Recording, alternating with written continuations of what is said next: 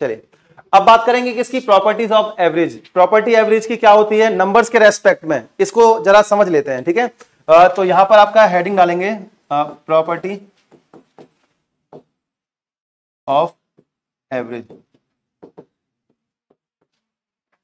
Property of average की बात करते हैं तो यहां पर जैसे आपके कुछ नंबर्स गिवन हैं, अगर उन नंबर्स में अगर कुछ चेंज किया जाता है, अगर उन नंबर्स में कुछ चेंज किया जाता है, जैसे कोई भी मैथमेटिकल ऑपरेशन हम परफॉर्म कर सकते हैं, एडिशन, सब्ट्रैक्शन, मल्टीप्लिकेशन और डिवीजन। तो अगर सारे नंबर्स में अगर सेम चेंज होगा, सारे नंबर में अगर सेम चेंज होगा, तो उसके रेस्पेक्ट में जो एवरेज होगा उस पर क्या फर्क पड़ता है उसको हमें यहां पर जानना है। तो यहां पर जो स्टेटमेंट है वो हमारा कुछ इस तरीके से है, if any mathematical operation, if any mathematical operation like addition, subtraction, multiplication and division, if any mathematical operation like addition, subtraction, multiplication and division is performed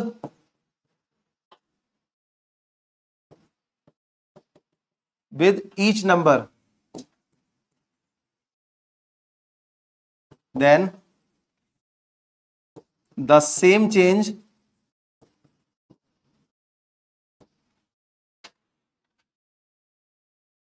is found in average. If any mathematical operation like addition, subtraction, multiplication and division is performed with each number, then the same change is found in average. यानी कि वो same change आपका हमें करना पड़ता है किसमें, average में। तो यहां जब भी हम आपका बात करेंगे, जैसे आपका हमने एग्जांपल के लिए हमने बात की, if x is added to each number, then new average equal to, if x is added to each number, अगर हम x को सारे नंबर्स में ऐड कर देते हैं तो जो नया एवरेज होगा वो आपका पुराने एवरेज में क्या होगा, आपका x ऐड होने पर हमें मिल जाएगा, x ऐड होने पर हमें मिल जाएगा। तो यहां पर जो नया एवरेज आएगा वो आपका पुराने एवरेज में क्या करना है, आपको x ऐड कर देना है, ठीक है। अगर सारे नंबर में सेम ऑपरेशन परफॉर्म हो रहा है तब, ये नहीं कि आपका कुछ नंबर में आपका कुछ अलग ऐड हो रहा है, कुछ में कुछ अलग हो रहा है, तो सब में आपका सेम ऐड होना चाहिए, तो उसके रेस्पेक्ट में यहां पर हम x इसमें ऐड कर देंगे, ठीक है। इसके बाद नेक्स्ट आपका इसमें है, if x is subtracted to each number, then new average equal to, पुराना जो एवरेज होगा उसमें माइनस कर देंगे किसको, हम x को, पुराने एवरेज में हम माइनस कर देंगे किसको, x को। अगर सारे नंबर में अगर हम x सब्ट्रैक्ट कर रहे हैं तो यहां पर if x is subtracted to each number, यानी कि सारे नंबर से x सब्ट्रैक्ट कर दिया तो एवरेज से भी आपको x को ही सब्ट्रैक्ट कर देना है डायरेक्ट, ठीक है। तो ये प्रॉपर्टी है एवरेज की। आगे यही ऑपरेशन आपको किसके लिए, मल्टीप्लाई और डिवाइड के लिए रखना है। If x is multiplied to each number, then new average equal to old average multiply by x, old average multiply by x। और लास्ट में आपका डिवीजन के लिए, if x is divided to each number, then new average equal to old average divide by x। कहां पर change is found in average, same change is found in that average, ठीक है। Clear है ये, ठीक है। अब इस पर बेस्ड कुछ एग्जांपल देख लेते हैं, ठीक है। इसको पहले आप नोट कर लीजिए, फिर इस पर बेस्ड कुछ क्वेश्चंस हैं उनको हम देख लेते हैं।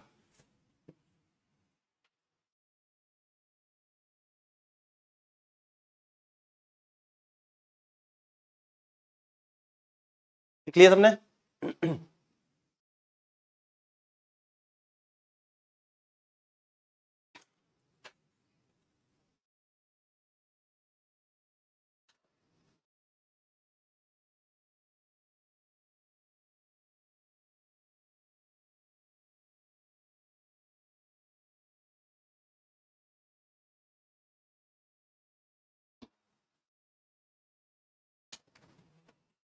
आगे बढ़े, लिख लिया? इसके बाद इसके क्वेश्चंस पर आते हैं। इस कॉन्सेप्ट पर आपका बेस्ड कुछ क्वेश्चंस हैं, ठीक है, तो उससे थोड़ा आइडिया और लगेगा। जैसे आपका फर्स्ट क्वेश्चन इसमें गिवन है,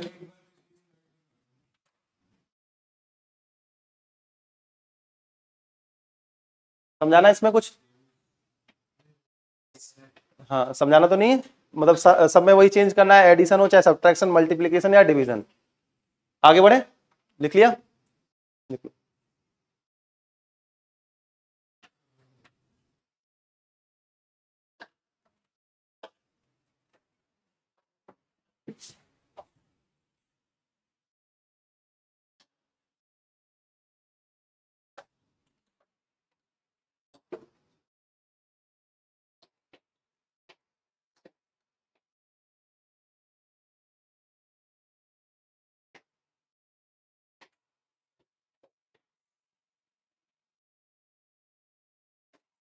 लिखिए इसमें question, the average of 25 numbers is, the average of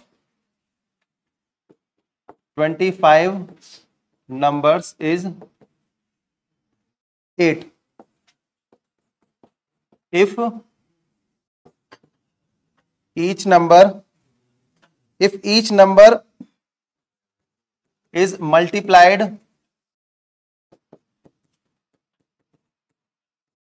by 12, then find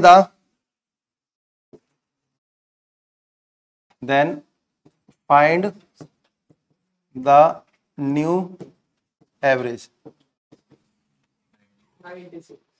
इसका पूरी क्लास का आंसर आ जाएगा, इसमें कुछ भी सोचना नहीं है। 12 को मल्टीप्लाई 8 में कर दो, ठीक है। लेकिन कब? जब ये गिवन है आपका multiplied by 12 if each number है, ठीक है।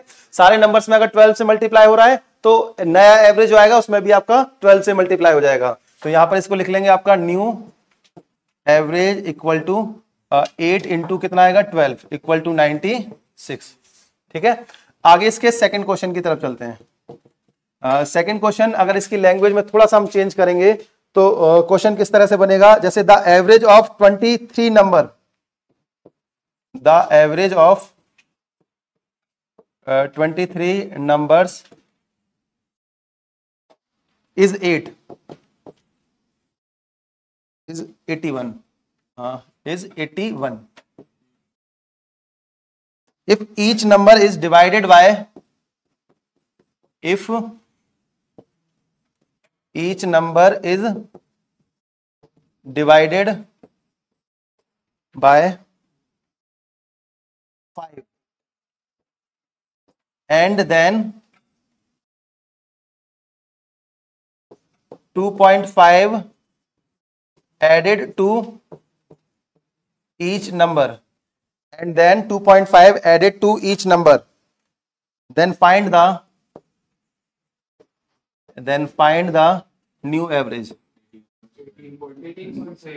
new average।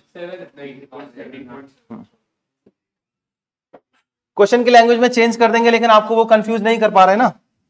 आपको आंसर क्लियर है एकदम से कि जितने का डिवाइड होगा उतने का डिवाइड कर देना है एवरेज में, जितने का ऐड करना है उतना ऐड कर देंगे, ठीक है। लेकिन बॉड मास वाले प्रिंसिपल का ध्यान रखना है, पहले डिवीजन बाद में एडिशन, पहले डिवीजन बाद में एडिशन। ये नहीं कि आपने पहले 5 और 2.5 को पहले आपने ऐड कर दिया, उसके बाद मल्टीप्लाई कर रहे हैं, डिवाइड कर रहे हैं, फिर गलती हो जाएगी। तो यहां पर जो आपका न्यू एवरेज आएगा, न्यू एवरेज वो कितना आ जाएगा आपका, पहले का एवरेज आपका 81 है, पहले डिवाइड किया गया है किससे, 5 से, और बाद में ऐड कर दिया है किसको, 2.5 को। तो पहले 5 से डिवाइड और बाद में 2.5 ऐड करना है, ठीक है। तो ये कितना आएगा आपका, ये 16.2 प्लस 2.5, ये कितना आएगा 18.7, 18.7, ठीक है। अब इसके लिए कोई कैलकुलेशन नहीं करनी है, कोई भी आपका बेसिक फॉर्मूला नहीं लगाना, कोई भी बेसिक मेथड नहीं लगाना, ये डायरेक्ट प्रॉपर्टी पर बेस्ड क्वेश्चन थे। तो इस तरह के अगर क्वेश्चन आएंगे तो आपसे हो जाएंगे। अब इसके बाद हम नेक्स्ट अब एग्जांपल की तरफ चलते हैं। इसके बाद नेक्स्ट क्वेश्चन है, इसको आगे बढ़े, लिख लिया सबने, लिख लो इसको, फिर आगे बढ़ते हैं।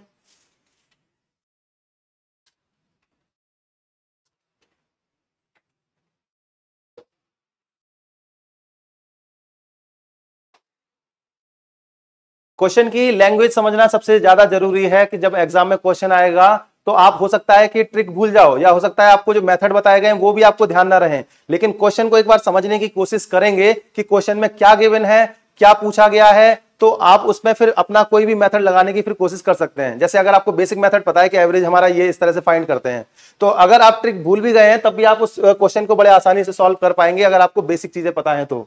ठीक है, इसीलिए पहले बेसिक चीजें क्लियर की थी, उसके बाद अब हम लोग ट्रिक पे आए हैं। आगे इसके हम बढ़ेंगे, आपका नेक्स्ट क्वेश्चन